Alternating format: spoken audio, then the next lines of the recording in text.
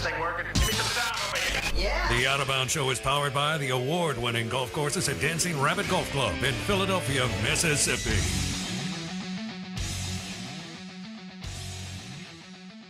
And good morning. Welcome in. The show, the Out of Bounds Show, is brought to you by The Armory in Ridgeland, Lake Harbor, right there in front of Kroger, across from Gateway Tire. The Armory is Central Mississippi's #1 source for top-of-the-line, best-in-class premium firearms, optics, and suppressors. The Armory, Lake Harbor in Ridgeland, right in front of Kroger, across from Gateway Tire.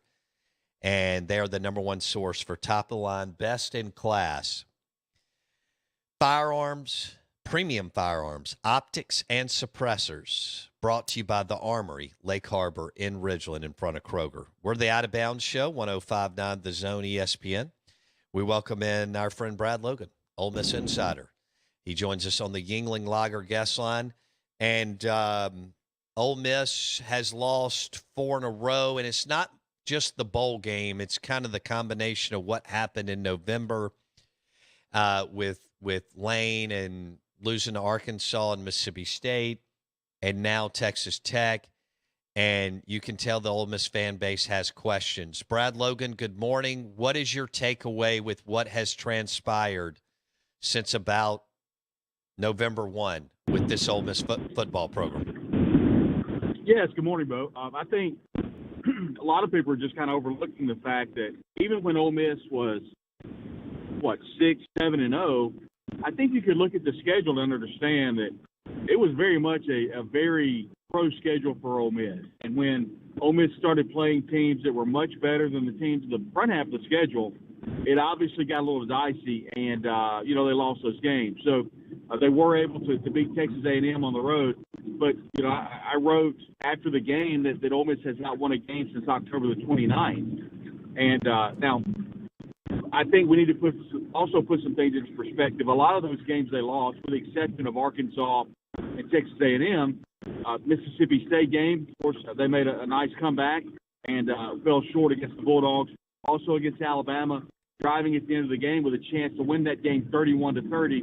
They fall, of course, 30-24. So there are obviously some problems. Lane Kiffin addressed the media at the following of the Texas Bowl and said that there would be changes.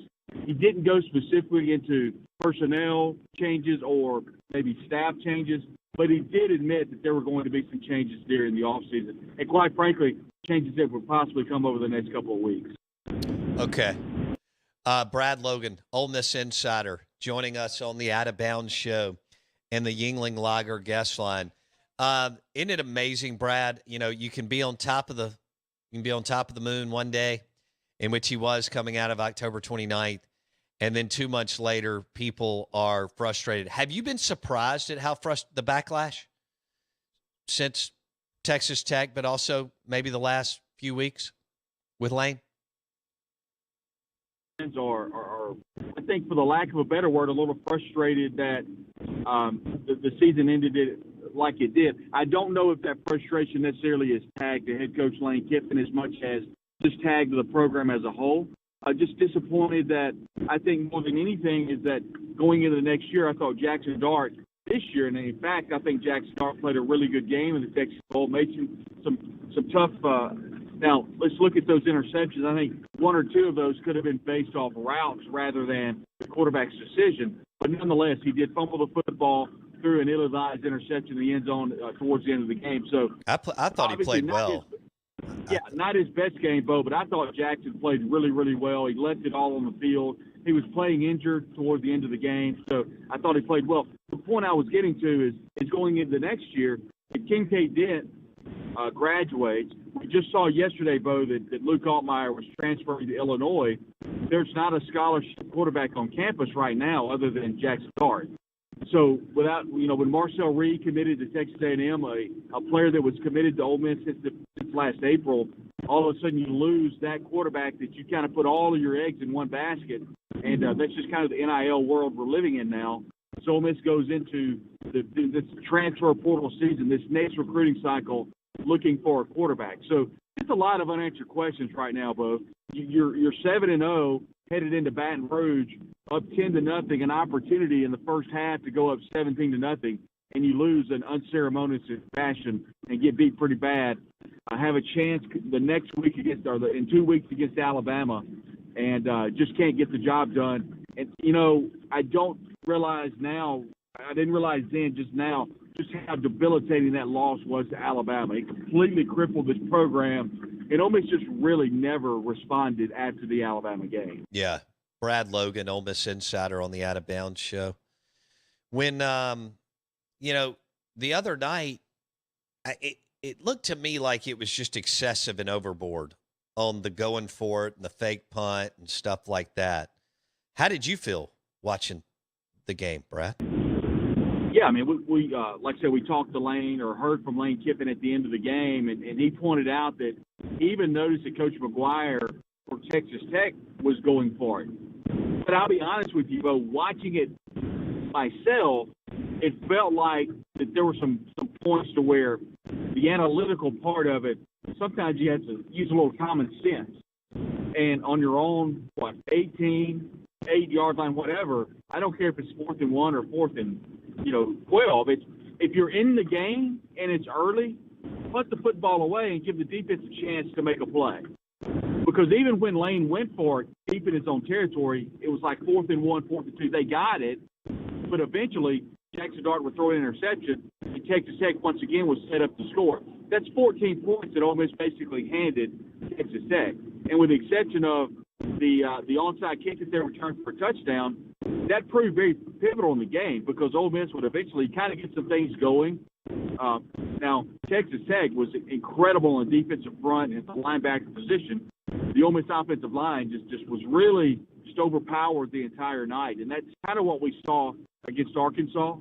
And this game was very similar to Arkansas because it didn't feel like the effort was where it needed to be, and that's from a coaching standpoint to a player standpoint. And I think more than anything, it kind of showed that maybe Texas Tech wanted to be there more than Ole Miss. That's what it looked like to me. But you do have to credit Ole Miss, specifically in the second half. They never quit. They were playing to the final whistle. Miles Battle, a player that's transferring out of this program, makes a big play late in the game. So there were some positives. I think effort was there. But I think more than anything, I definitely was scratching my head with some of those fourth down calls early in the game. Yeah. Why is Miles Battle leaving? I think he's looking for a new spot.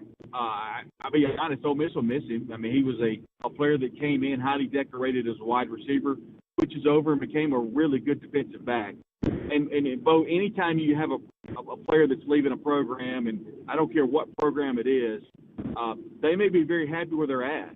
But in this new world of NIL, they may smell another opportunity to where they may get an opportunity to be a little more beneficial for themselves, for their brand. And, maybe an opportunity to where they feel they've got a better opportunity to get to the NFL and another program. Sure. Brad Logan joining us on the Out of Bounds show. We're talking Lane Kiffin and Ole Miss. Lane's been really successful. The problem is for all of us as fans and our teams is we want more. And it's virtually impossible to win 9+ games a year in Starkville and Oxford. It's just probably not going to happen. And now people are going off, well, but we bumped him up and this and that. So you're going to hear that ad all the time. Yeah, but he's making $9+ million. What does that mean we should receive back, ROI, and so on? Brad, do you find that I want to know how you see it, and maybe some people that you talk to, that maybe the people are a little anxious on building the roster Lane's trying to build with around a dozen or so high school guys and around 20 portal guys every year, and whether we won't know for another couple of years, but whether that is the right model. What's your take, and what feedback do you hear? I think it's interesting that Ole Miss only signed 11 players. The bad news is they only signed 11 players. The good news, the quality of those players are really good. You get the top player in the state of Mississippi. You got it is the top wide receiver in Mississippi, and Aiden Williams, and of course Suntarine Perkins. Both those players are at the All-American game down in Orlando.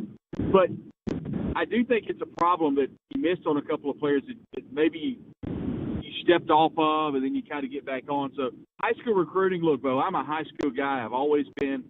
a guy that likes to build rosters on high school players. But once again, I'm not coaching at Ole Miss, so they're what they're trying to do is to build a program partly on high school players and partly on portal players.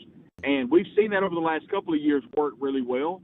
This year kind of fell off at the last part, obviously losing the games that we discussed already. But I think you have to build a program with a core group of high school players. And I think Lane, or at least I think Lane understands that, because out of the 11, once again, they missed on 2 or 3, maybe 4 that they wanted. So that would have been 15 high school players. I think that's a really good core base, and then go after the portal for the remainder of the players. I'm with you, Bo. I think it's kind of a even we've seen Ole Miss do it for a couple of years. I'm still not sure about how the process is with the portal as heavy as Ole Miss leans on it. I think, once again, the jury's still out. Sure. But so far, Lane and his staff have done a really good job. Oh, no doubt. Going after players in the portal and building rosters. But I'm with you. I don't know if that's a sustainable process. We'll have to see on that. Yeah, it will be interesting the next 24 months. Brad Logan on the Out of Bounds show and the Yuengling Lager guest line. How many changes do you expect on the staff?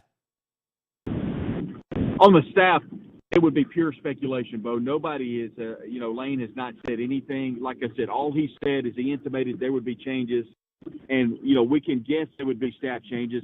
But honestly, Bo, I just don't know. Yeah. I really don't. Yeah, I don't think Partridge was as bad as people were making out to be. I mean, Ole Miss kept giving them Texas Tech the ball inside their own 40, sometimes inside their 30.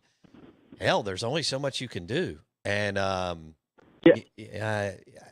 don't know. I think I'd probably be careful on that, but Lane knows more than I do. And that he may not be in play. It may be some other assistants, but that will be interesting. One more thing, Brad. The schedule flips next year, as you know, and you trade Kentucky at home for Georgia on the road, and that is a massive swing. So it's going to be even more difficult to fight and claw to eight wins. Do you agree or disagree with that? Completely agree. It's a 2-game swing next year. You substitute Tulane on the road for Georgia Tech on the road. That's not going to be an easy game. It's the second game of the year down in New Orleans. Now, don't get me wrong, Bo. Anytime Ole Miss has a chance to play in New Orleans, there'll be 20,000 people inside Yuengling Stadium. But 20,000 Ole Miss fans. I think they'll have a great crowd. They'll probably win the game, but it will be nothing like going on the road to Georgia Tech. Secondly, you nailed it. You're on the road at Georgia, at Alabama. All of a sudden, you go into the game go into the season this year thinking 9-10 wins. Next year, you're hoping for 7 or 8 because the schedule much more difficult for this Rebel team. Yeah. Boy, I thought Jackson Dart was an absolute gamer and dude the other night because he got lit up throughout the night and just kept coming back. Yeah, just a poor performance from that offensive front. And, Michael Trigg came back, but we hadn't seen him in about 5 weeks. And unfortunately, Michael Trigg was asked to do some blocking assignments that number one, he hadn't been great at in his career. Number two, he just hadn't been back. And I don't know how you can expect him to block to block very well. And obviously he did not. And so that proved very pivotal for Jackson Dart. In fact, at one point during the game on the radio broadcast, Richard Cross asked about how is the health of Jackson Dart? This was the later part of the fourth quarter. And they said, what's the ailment? What's going on? He said, what's hurt? He said he was told everything. Yeah. It was a particular situation where Jackson he really was, Bo, leaving it on the field, and he was not the problem against Texas Tech, without question. No. All right, Brad, thanks for your time today. Happy New Year, man. We'll talk soon. Thanks, Bo. Brad Logan, Ole Miss Insider on the Out of Bounds show, talking Lane Train, and we'll see if they load up another probably even 12 more guys in the portal than what they've already got over the next couple weeks. Out of Bounds, ESPN 105.9 The Zone, brought to you by The Armory, Central Mississippi's #1 source for top-of-the-line, best-in-class, premium firearms. That is The Armory. Lake Harbor in Ridgeland, The Armory, Lake Harbor in Ridgeland, in front of Kroger and across from Gateway Tire. Your #1 source for top of the line, best in class, premium firearms, optics, and suppressors is brought to you by The Armory, Lake Harbor in Ridgeland, in front of Kroger across from Gateway Tire. So I thought we did good today. We hit a lot of Hail State and Ole Miss. We still have one more bowl game, Mississippi State and Illinois, powered by Entergy. We power life. Dog, it's basically a pick 'em. State by 1.5. And Brett Bielema. It's been a while since we've been able to talk about Brett Bielema. Oh, Brett. As the head football coach for the Fighting Illini. And there'll be another tie with Brett Bielema and the Illini. And that is Luke Altmaier is transferring to Illinois. That could be a good fit for him, man. I mean, he's a skilled guy, athletic. The Big Ten is not as skilled and athletic as the SEC, and he could get up there and really work some people. So we'll see how that looks over the next couple years. He's from Starkville, Mississippi, and signed with Ole Miss, and he will now be heading to Illinois to play next year. We mentioned Chad Bumpus. Many of you on the Ag Up Equipment text line were asking about Chad Bumpus, former Tupelo wide receiver, Mississippi State wide receiver. And Bump had jumped into the coaching profession. He's at Utah right now. And y'all are asking, hey, is he going to be on the Mississippi State football staff? I wouldn't be surprised at all if Chad Bumpus is on the staff. A lot of people thought that it would happen last year, and they couldn't get it worked out. Evidently, they offered him the running backs position. He wanted to coach wide receivers, and it just didn't work. Timing and so on.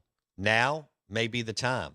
I think it's obvious he and his wife want to come back to Mississippi. He'd be an hour from Tupelo, Mississippi, and he'd be on the campus of his alma mater and in warmer weather. So we'll monitor that. I expect Lane Kiffin to make some changes. I expect Zach Arnett to shake up the staff a little bit, maybe a lot.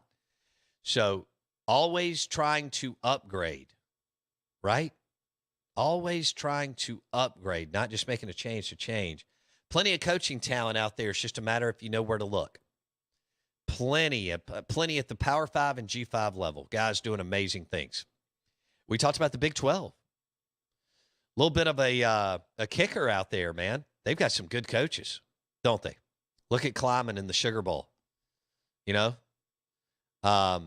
Leipold. Yeah. At Kansas. He was amazing. Look at McGuire at Texas Tech. Somehow Matt Campbell stayed at Iowa State. Brent Venables at Sonny Dykes at TCU has TCU in the college football playoff. Yeah. There's some meat there. Willie Fritz is unbelievable at Tulane, and there's several others. So we'll see what Mississippi State and Ole Miss do as far as assistant coaches. And we all know Zach Arnett's got the $10 million, $50 million, $100 million hire coming up. And that's the offensive coordinator at Mississippi State. And what a decision in terms of the ripple effect down the line, because he's got to decide, does he stay true air raid? Does he get conservative like a lot of defensive guys and go towards a Dan Mullen-esque type offense? Where's he going to go? It's a great question. Well, they'll modify the air raid. The question is just how much, because there's so many different – I mean, you can modify it a little bit. You know, when you start tearing it out and kind of tweak it and changing it, you could literally say you can modify it on a scale to 1 to 1,000. Yeah. Okay. But that offensive coordinator position, they've got plenty of money, dogs and reps. You can pay an OC 1.5, 1.6, 1.7, 1.8, 2, whatever. I mean, you've got enough money to pay a coordinator a ton of dough. And Zach Arnett has a big hire. And then I think he'll make at least 2 hires outside of that. But it could be 3 outside of that. And we'll see how that staff shapes up and looks. Because this is going to be Zach Arnett's staff. And it should be. He's the head football coach now. And he gets to put his fingerprints on it. And man, you get 8 home games next year. And that is, you've never had 8 home. That Southern Miss game is huge for you. Getting that thing moved from COVID, is they moved it around in 2020, and neither team's ever had 8 home games. Or in the modern era, they've had 8 home games. I know they haven't had it since I've been alive, because they used to play 3 in Jackson. 4 Yeah. I grew up going to Veterans Memorial Stadium and Starkville in Oxford. And then they finally realized, along with Alabama and Auburn, dude, you need to have your games on campus. Why are we doing this? Yeah, I mean, I loved my memories and days there, and it was right by Belhaven where I grew up. But what are we doing? Yeah. And that's when the campuses started to explode more, and when the money started flowing into Starkville and Oxford even more. And you'll never see those. Every now and then you'll see a one-off neutral game, but you're not going to see that again. So offensive coordinator, some kind of modified version of the air raid. And what will Zach Arnett decide to do? Will he go young? Will he go veteran? That's a great – how important is a wisdom piece on this staff, i.e. a guy who's done it when Zach hasn't? Well, and I'm not talking about a hungry guy who's still trying to get another head coaching job. We're talking about more the, I don't know. Yeah, you need to be careful. It's the whole too many lines in the den. Yeah. So, God, you got to weigh so many different variables and factors when you're doing this. But this is, you can kind of tell Zach's an alpha, and he's very, very confident in himself. So he's going to run the show. But also he doesn't need to meddle. And you got to let your guy be aggressive. You don't have to be what we saw the other night, but you can't play conservative at Mississippi State, Ole Miss, Arkansas, Oklahoma State, those type programs. You just can't. There's going to be too many times during the year the other team's going to be a little bit better and sometimes a lot better. It's going to be exciting. Good weekend. Football all day today. Y'all ready? Football all day today. College football playoff tomorrow. NFL Sunday, Monday. And Mississippi State and the Fighting Illini, 11 a.m. here and noon in Tampa. Blake and I will be there. You expecting a big crowd? What are your thoughts on that? Texas Tech showed up for the Texas Bowl. Different deal. Literally, they've got thousands and thousands and thousands of alums in the Houston metro area. I think it'll be a solid crowd. Maybe a combination of Illini snowbirds and wanting to get out of the cold. Plus, they already have snowbirds down there like these other big alumni bases from Iowa, Wisconsin, Ohio State, Michigan. And then I think Mississippi State's kind of rallying around the team and Zach Arnett. And I can't wait to see what the uniforms look. I'm not usually a uniform guy. I leave that to Blake. But I can't wait to see what Mississippi State does as far as their uniform. The Out of Bounds Show is brought to you by The Armory, Central Mississippi's #1 source for top-of-the-line, best-in-class premium firearms, optics, and suppressors. The Armory is Central Mississippi's #1 source for top-of-the-line, best-in-class, premium firearms, optics, and suppressors. Happy New Year to you. We're going to be out of here a few days because of travel, really, not taking off necessarily. And we'll be back next week, but it'll be later in the week because we're going to Tampa to the ReliaQuest Bowl. Hope you have a happy New Year. Thanks for listening to the show. If you missed anything, hit Apple Podcast. Search the Out of Bounds Show with Bo Bounds. The show is powered by Entergy. We power life.